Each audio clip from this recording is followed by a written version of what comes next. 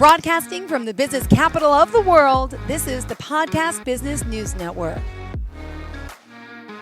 Dr. Kay Fontana joining us here live once again from beautiful Sun City, Arizona. She's the founder and life force coach from Healing Our Grieving Hearts. And yes, she's helping those out there worldwide with the grieving process. And Dr. Kay, very compassionate and dedicated her life to helping so many as a grief recovery specialist. So welcome back to the show today. How are you?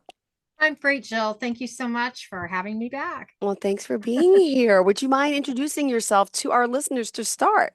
Well, sure. Yes, I'm Kay Fontana. I have been a life force coach. I've been a life coach for about 18 years or so, and a grief recovery specialist and licensed spiritual practitioner for 10 years. And I embarked on this journey of grief about 10 years ago. But after my husband died last year, I reinvented myself and felt the need to really get this message out to other people who are grieving, because everybody's a griever. You know, everybody's grieving something. Yep. And again, it's not just loss of a person, it's loss of a job, loss of oneself, loss of, it could be a lot of things. And I just want people to contact you, healingourgrievinghearts.com. That's healingourgrievinghearts.com. And, you know, your backstory, for new listeners out there, could you just share a little bit about your loss that kind of, brought you here? But you've kind of already been in the business for a long time. You've always wanted to help I had people. been doing it for a while. As you know, I stumbled on grief work when I was going through my practitioner training through the Centers for Spiritual Living. And we were required to focus on a module on grief. And I just felt compelled to make that my purpose. I mean, I really felt connected to grief work. And then when my husband was ill, he had a lot of health problems. When he was ill, and I ended up being his caregiver, then I kind of stepped away from grief work for a while because I needed to take care of him. And then he passed away January of 2023. And probably about 6 months, and I thought, never in my wildest dreams would I ever return to grief work. But about 6 months later, I was really inspired and called to do so. So that's when that's when Healing Our Grieving Hearts was born. And my mission is to help people going through the grieving process and really give them some hope that it's not, it's because you've lost a loved one. I primarily focus on women who have lost their spouses or soulmates, but it's not over, and so there are so many things that you can do to get yourself through this and find your own purpose and passion again. And that's what you're here helping so many of us with today. And for today's conversation, where did you want to begin about grieving, about loss, about, hey, this time of year, it's a little bit difficult for, I think, a lot of us with loss around the holidays. Right. Melancholy feeling. Yeah, exactly. And holidays are so challenging. Any kind of holidays, birthdays, anniversaries, all of those are very challenging for people going through them. And one thing I'd like to focus on today is how to honor your loved one, even after the funeral or the celebration of life or whatever event that you had for your loved one. It doesn't stop there. There's ways of continuing their legacy and honoring them afterwards. And so there's really so many ways that you can do that. One way that I've done several of them actually for my husband, but creating a memorial table or altar and just to honor them and have I love that together. Have pictures together. I have my husband's urn. I attempted a couple times to scatter his ashes, but it didn't work out due to weather or people. So, I know, right? but I have his urn there. Also, my dog's urn next to him. Mm. But creating an altar that just, honors them. And, you can put pictures, you can put mementos of, maybe of about their hobbies or interests, or just, photos together. And Oh, and also I have a digital picture frame yeah. that stores, like, I don't know, 500 pictures. And so you just upload them from your phone and it just scrolls through. You can set the timer, how often you want them to change. And, it's a good way just to, look at photos and remind you of them. And Oh, some people so funny. don't. I just heard a commercial for Legacy this morning. Legacy box, if you have like old photos, old VHS tapes, like to put together on a reel. And I was thinking about doing that for my mom has so much stuff, and I'm like, Oh, what? wow. That's called Legacy. It's a special going on legacy.com or something, and you put everything in the box, you ship it to them, and they like put it to DVD, to music, whatever you want. So I was just Oh, thinking, absolutely. I that's think so it's a funny. fabulous way to do that. I Hmm. put it I put a video together for my husband's celebration of life that I still watch periodically, but it's 14 minutes of photos from his early childhood to through the 40 years that we had together. And then I put it to music, and some of the songs that really were meaningful to us Yeah. and also meaningful to the situation. But it's a great way. If you don't do it yourself, there's other people that can Yeah. do it for you. Oh, amazing. It's so Yeah. true. Anyway, sorry, I interjected Oh, with my no, legacy. I that's a forgot what you were great. saying.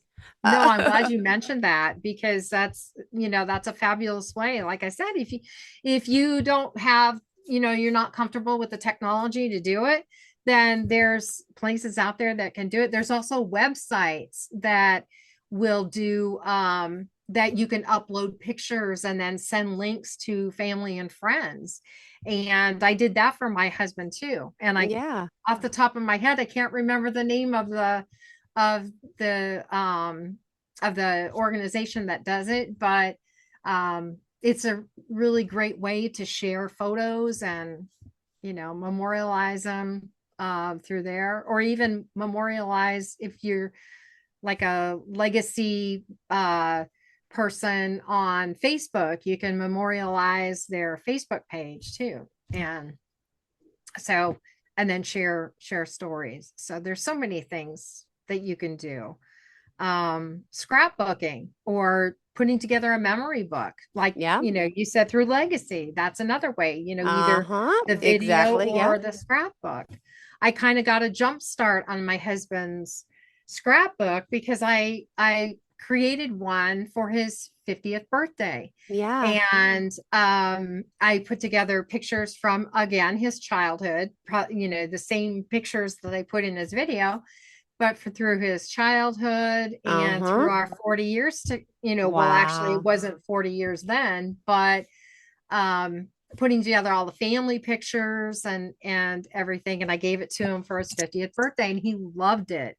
And then after he passed, I just updated it. I added new family members that weren't in there, like grandchildren, our dog, and so I have that and put a new cover on it. The other one was a little Uh-huh. tattered, but that's something to hang on to, that you can always refer to, and you know um refer to the special, vacations or special days and birthdays and holidays and things like that. Oh, So I love this.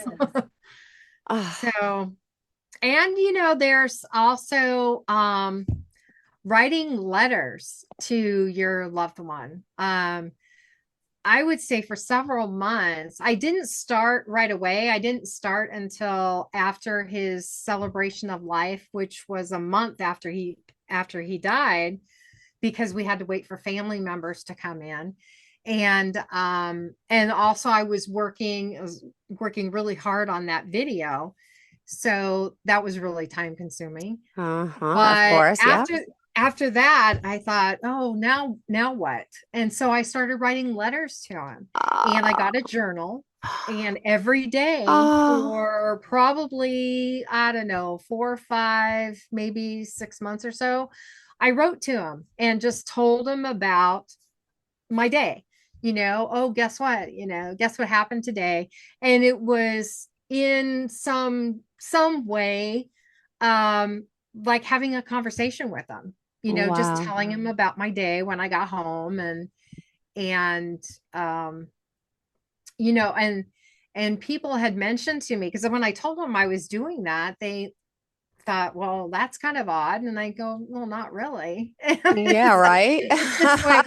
it's just a way to continue on my conversations with them, and that really helped me with the healing process, because I felt like I was talking to him even though I Yeah. wasn't. Mm-hmm. Oh my So God.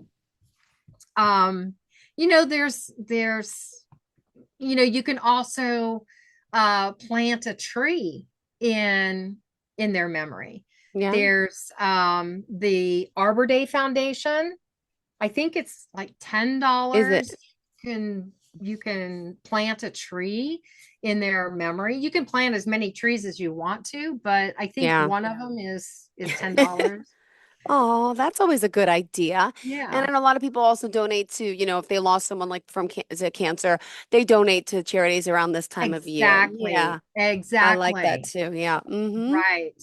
The Alzheimer's Foundation, Cancer Society, any organization um that represents, whatever illness that they had, that's a great way to honor them.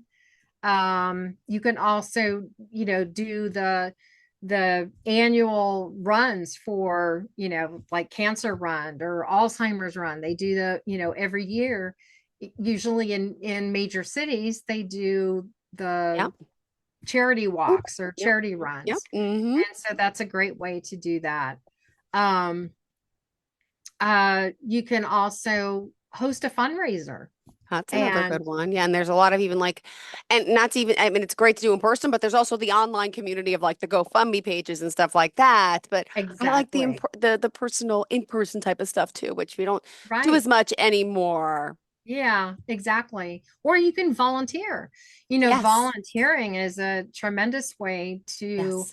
honor someone. If you're like for a charitable organization, if let's say your loved one died of cancer, then Yeah. there's multiple ways you can donate, you can volunteer for the organization, you can do the annual walk, fundraising walk, or there's and just helping out. There's different ways that you can work with a charitable organization that really is meaningful to you or Yeah. to your loved one. Ah, wow. So or just donating money or time are great ways. um some organizations and parks and like ball fields or sports arenas, Mm-hmm. they offer the opportunity to like purchase a memorial brick or a stone or something like that. I know our um, Arizona Diamondbacks ball field Oh. has stones, bricks Oh, at their in their outside, on the outside yes. of And the their library arena. has that too. And also the Yeah. church. Yes, yes, yes, yes, yes. Okay. Yes. And Yes. so that's a great way to do it too. And Wow. that's one thing that I still want to do is do a brick. And I hadn't even thought about it until just now. See? But That's great. I'm glad we're but helping each other here. yeah, exactly. But I would love to do that because Yeah. we were together when the Diamondback, we were actually in Washington at this time, but when the Arizona Diamondbacks won the World Series.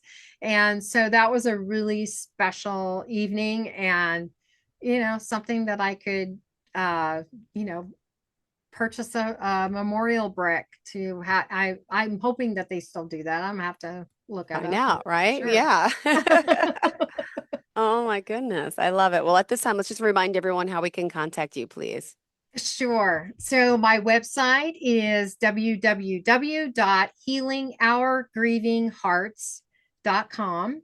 And you can email me at kay at healingourgrievinghearts.com. You can also find me on Facebook at facebook.com/kay dot Fontana. So that's F as in Frank, Fontana, just like Fontana, California. Got it. Love it. Love it. Love it. And is there a cheese, Fontana cheese, or am I just thinking out of the box? I There's don't. a Fontina cheese, I All think. right, something like that. See, Something like that. Yeah. oh my gosh. Oh my goodness. Well, thank you for sharing that. And what else in particular around this time of year, especially, do you think, what can we do at home each and every day just to get through? Because it's hard when you're grieving something. A lot of us want to curl up, stay in the blankets underneath watch Right. TV but you know, how do we get that Right. motivation to get up, to get out? Exactly. And I think if you people like to revisit old traditions, and some people like to create their own. And sometimes creating their own traditions, whether it be with family or friends, is a helpful way to get through, especially the holidays. I also like to, continue other traditions, that we had together, like making a special meal Yes. for special days, holidays, anniversaries, birthdays. That was always something, we had a favorite meal that we would share in the morning. Oh, So I think that, I still do that, and I yeah. probably will continue to I do that for a love that. while I because love it's something that. that I actually know how to make. Yeah, no, absolutely. And Oh, and I think, like, my husband was a tremendous cook. Oh my gosh, he was the best. And something that I would also like to do is put together his recipe. Actually, he never followed a recipe, but he wrote a couple of them down because he submitted them to, like, our local, yeah. like our fire department um, cookbook, and a couple others. So I do have copies of those, but I want to put together a cookbook of his favorite recipes. And I think that's a great, and give it to the family. Oh Um, my goodness, that's beautiful. The man I've been dating for a while, I call him boyfriend or man I date, right? But he has a recipe book on his counter that his sister made for him a few years ago. She lives in Arizona, and I see it every time I go into the house, and it's on the kitchen. Mom's recipe book, and it's handwritten with the staple, but like the sister oh made that my for him, and gosh. he used it to cook his sauce, his chicken, his fish, all that stuff. So I think Oh, that's it's beautiful. amazing. That's awesome. It's beautiful. Yeah, I love it. That I is love it. awesome. That's, Good idea. that's a great way, recipes. I know my mom had, oh my gosh, we have so many recipes, and I have them tucked away. I haven't put them into a book yet because they're scattered among all the boxes of things that Yeah. my sister and I had to go through when both of our parents passed. But and there's one recipe that I was actually hoping to find, but I can't. So, but that would be a great way to honor my mom too. Oh, Yeah, love she it. had some amazing recipes from the family, from her Oh, parents. oh, oh, So, love it. yeah, but there's, oh my gosh, there are just endless ways that you can honor someone. And um and I think it's really important to do that because it aids in the healing process. When you do something special in Mm-hmm. remembrance of your loved one, then it really is a special time. I can't remember if I mentioned, but last Sunday at my church, I held a ceremony of remembrance for loved ones in our community that had Oh, passed. And so they sent me pictures, and then I put it to music, just like I did for my husband's. But it was all, people from loved ones of members of our community or members of our community that had passed. So people loved it, and it's really a comforting way to honor people and just, celebrate them together. And, so a lot organizations like hospice organizations, Yeah. they will do that every year around the holidays, and you can send, and they don't even have to be um Like, associated with that hospice agency. You can send in photos and a little, information, their name and date of birth or date of death or something, and they put together a memorial event for people in the community. So it's something that happens, quite often and in various places. beautiful. Well, thank So you for sharing that. And also, for those of you out there listening, I mean, you work with men and women, but mostly women, right? Come to you, yes, would you say? Right? yes. I just feel like we're a little more open to, I don't know, grieving. But how do the men handle it then? I feel bad if they're not reaching out. They're a little more, not all, but right, the Yeah, majority of them are a little more. right. And they, and I think that it's really challenging for men to open up Yeah. about that stuff. And although some may not have a problem with that, but I find that women are more eager to seek out help um and get through the process, because I think they're more open and receptive to not only the Mm-hmm. help but also the ability to communicate, what they're going through. Men kind of stuff it a bit, they don't want to be vulnerable to things like that. And I don't want to generalize men, but Yeah, I know. um I don't have, typically in my groups, I don't have men in there. They're mainly Yeah. women. Now, do So you also use energy healing to help people with grief? I do. I do. I use sound and vibration healing, Mm-hmm. qigong, and Reiki. So, and I combined Reiki with also vibration healing with Okay. tuning forks and drums and Himalayan bowls. So it's just a really relaxing way to kind of open up those channels. And because when we stuff our grief and when there isn't any place for it to go, we hold it in and it affects our body. It affects our, not only our mental health but our physical health too. And we get tired, fatigued, stressed, and it just needs a way of getting out. And so by opening those channels with energy healing, it really helps in the healing process. So I really encourage people to do that. Oh, I love it. Thank you so much. And do you have any upcoming events, anything you're speaking at, anything happening, around the new year? This is the holidays, but what's next for you? Also, you're podcasting, to tell us. Yes, I'm podcasting the Healing Our Grieving Hearts podcast. You can find on every, podcast channel.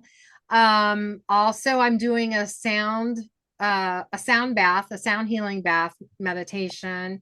The the fourth Sunday of this month. So the Sunday Okay. before Christmas. And I'm working on a program for women, and it's geared toward finding purpose and passion after loss. So I'm about ready to wrap that one up Mm-hmm. and release that. But it's been a it's been a joy to put it together, because I really anchor in my own experiences with grief, losing my husband, because losing my Yeah. husband was the absolute worst loss that I've ever experienced in my life. And, even over my parents and other family members that I've had, but it was, spending 40 years with him, it was Yeah. devastating. It was absolutely devastating. And I still cry. I'm not immune to It crying. happens. I am Exactly. not immune to crying, but I've a lot of tools. I have access to a lot of tools that I use to Mm-hmm. help me through it. Yep. My Yeah. mom-in-law, I lost her, oh my gosh, 7.5 years ago now. Still, It's I look at her still picture every day and then during the day and or I'm in the shower and it hits me and I'm in the car and a song right. goes, I'm like, Exactly. And the grief never goes away. The mm-mm. it only it just gets better to, No, work through. You embrace that grief and you go through it it's and so you work true. through it.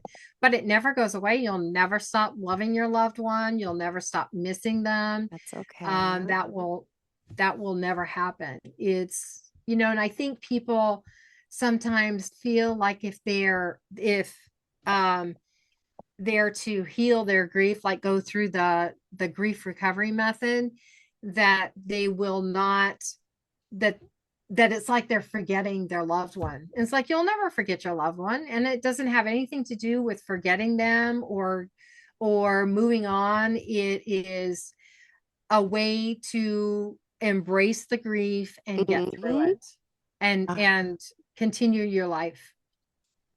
So thank you. We still got uh, 2 minutes left. How did you want to kind of end off about everything that we talked about today? And of course, the upcoming holiday.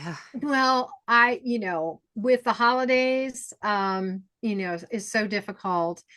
Don't do it alone. Yes.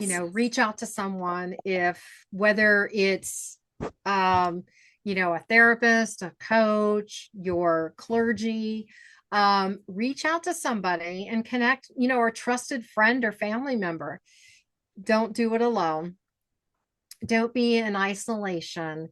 And it's Mm-hmm. okay to be alone part of the Yep. time, but don't go through the holidays completely alone and isolated. And reach out if you're having a really challenging time. Reach out to somebody. That's Ah, so important. ah, ah. And that's why you're here and available, right?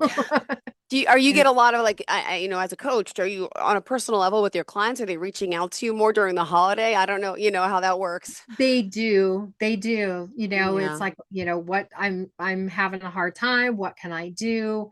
Others, I had a client that actually decided she wanted to put together an event for people in the community who didn't have any Ah, place to go for the holidays. So oh, she wants to do that. It was like, that's beautiful. I love that. I like that too. So, but you can reach me at healingourgrievinghearts.com.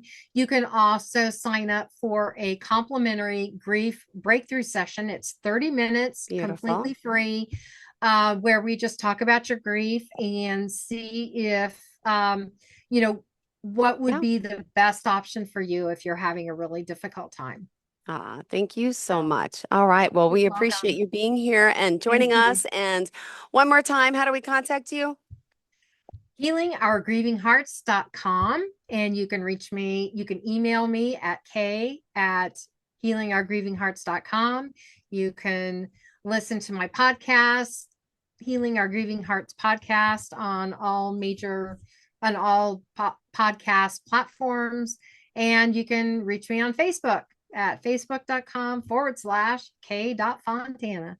Beautiful. Thank you so much. Pleasure having you here and looking forward to next time we connect. And thank you for doing so much to help all of us in need. Thank you so much. All right.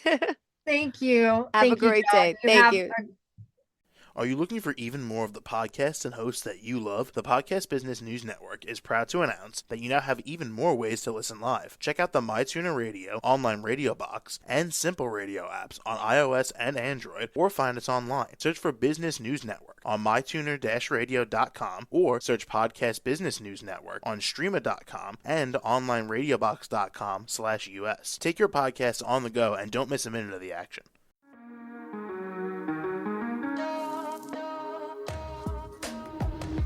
Broadcasting from the business capital of the world, this is the Podcast Business News Network. For nearly 2,000 severely injured veterans, everyday life has become filled with barriers. day-to-day simple tasks can become pretty daunting. I have to carry my chair up 2 flights of steps or have somebody do it for me. What scares me the most is just the falling. When I'm struggling with my house, I think, to have that one great barrier just knocked down, it's crucial. Home for Our Troops is a wonderful nonprofit that builds a mortgage-free, fully adaptive, handicap-accessible house. And there's no catch. It'll be our very first home that we've ever owned. This is a game changer. This is where your life begins again. We need you to join us in completing this important mission. Please visit hfotusa.org and help build homes and rebuild lives. Because of you, everything's going to be okay.